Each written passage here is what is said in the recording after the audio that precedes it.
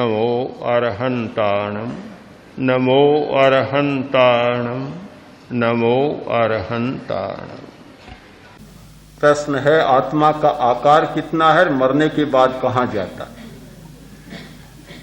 आत्मा का कोई आकार नहीं है, यह आकारातीत है और मरने के बाद कहां जाता है इसे आज जानने की जरूरत नहीं, जिस समय वह आएगा उस समय जान लिया जाएगा। हाँ,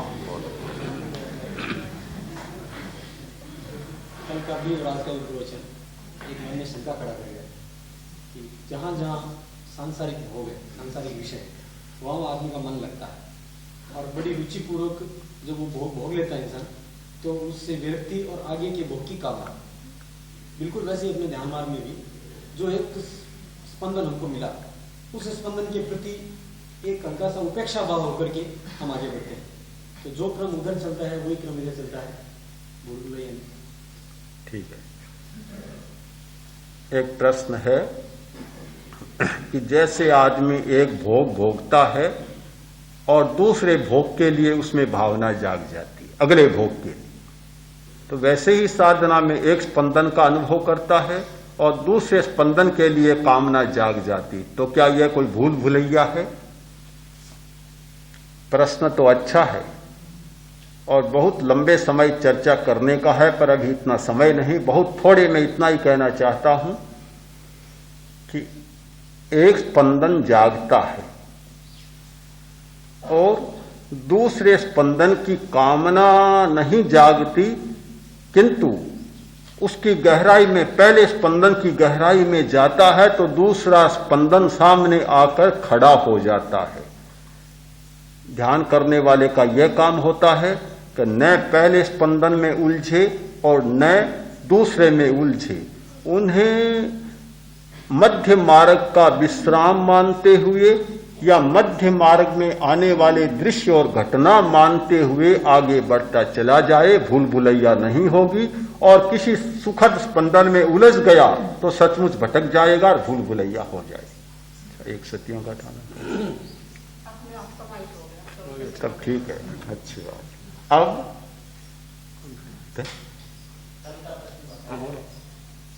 कल आपने फरमाया था कि ग्रंथियों के स्त्राव के कारण से हमारे विचार स्थिर नहीं रह पाते और ध्यानस्थ नहीं हो पाते। विज्ञान का युग है, इन ग्रंथियों का ऑपरेशन करके क्यों नहीं निकाल रहे?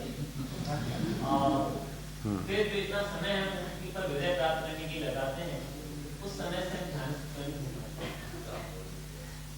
प्रश्न है कि कल कहा गया कि ग्रंथियों के स्राव से इतनी बातें पैदा होती है, तो विज्ञान का युग है, इन ग्रंथियों को क्यों न निकाल दे? विज्ञान का छात्र तो ऐसी मूर्खता की बात कर ही नहीं सकता, क्योंकि किसी भी ग्रंथि को निकाल दिया जाए तो आदमी निकम्मा बन जाएगा। अगर एड्रीनलिन निकल जाए तो कितनी हानि होगी। ग्रंथियों को निकालने का मतलब शरीर प्रभावित होता है, मस्तिष्क प्रभावित होता है। ग्रंथियों को निकाला नहीं जा सकता, ग्रंथियों के स्राव को बदला जा सकता है और बदलने की बात वैज्ञानिक भी सोच रहे हैं। ऐसे बहुत सारे उपाय कर रहे हैं जिनसे बदलने की बात कर रहे हैं, किंतु बदलने की बात, उनकी बातें आज भी खतरे से खाली नहीं और ध्यान के द्वारा बदलने की बात खतरे से खाली है। इसलिए ध्यान के द्वारा बदलने की बात सोचे, निकालने की बात न सोचे।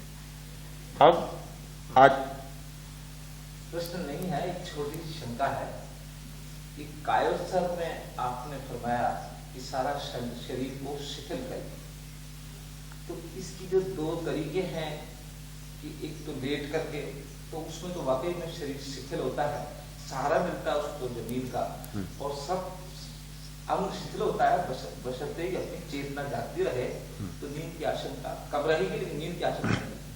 लेकिन ये भी समझाया गया कि खड़े होकर के भी आप कायोत्सर्ग कर सकते हैं। तो मेरी समझ में खड़े होने में कुछ न कुछ तनाव, कुछ न कुछ शक्ति तो लगती, तो शरीर शिथिल खड़े हुए कैसे रहे? हाँ। ये थोड़ा सा ठीक है। प्रश्न है कि लेटकर तो शरीर को शिथिल किया जा सकता है, कायोत्सर्ग अच्छा होता है, पर खड़े होकर कायोत्सर्ग कैसे किया जा सकता है? अलग अलग कक्षाएं होती है। बच्चों के लिए लेटकर कायोत्सर्ग करना जरूरी है पहले। मध्य वय के लोग हो गए, उनके लिए बैठे बैठे कायोत्सर्ग, और पूरे परिपक्व हो गए उनके लिए खड़े खड़े कायोत्सर्ग। ये भूमिका का भेद है। सबसे उत्तम कायोत्सर्ग होता है खड़े खड़े, और यह मध्यम होता है, वह और नीचे दर्जे का होता है। तो वास्तव में कायोत्सर्ग का नियम है खड़े खड़े करना। अभ्यास पकने के बाद ये बात नहीं, जब तक अभ्यास नहीं तब तक ठीक है आपकी बात, किंतु जैसे अभ्यास बढ़ जाएगा फिर तो खड़े खड़े नहीं, चलते चलते कायोत्सर्ग हो सकता है। हमारी एक साध्वी है, सामान्य नियम है भी बैठकर नींद लेते हैं या सोकर लेते हैं। एक साध्वियां गोचरी जाती, उस समय छोटी थी, साथ में गोचरी जाती, साध्वी जी गोचरी करती, वह खड़े खड़े नींद लेना शुरू करती। होता है ऐसा नहीं कस्तूरा जी? तो अलग अलग भूमिकाओं। मैं चलते चलते नींद लेता था। ये अनजानी बात सुन लें आप कि खड़े खड़े नहीं, मैंने तो खड़े खड़े कहा, चलते चलते नहीं।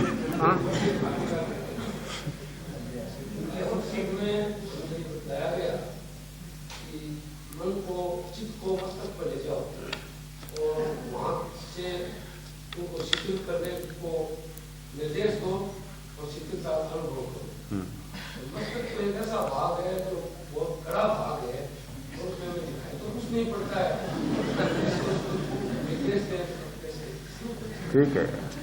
प्रश्न है, कायोत्सर्ग में कहा गया कि चित्त को मस्तिष्क पर ले जाओ, शिथिलता का सुझाव दो और उसका अनुभव करो, पर वह तो इतना कड़ा भाग है, किसको सुझाव दे, किसको? बात ठीक है, क्योंकि मस्तिष्क तो बड़ा कोमल है, पर एक दो हड्डियों के ढांचे में, इतने कड़े ढांचे में मढ़ा हुआ है कि जिससे पूरी सुरक्षा हो सके।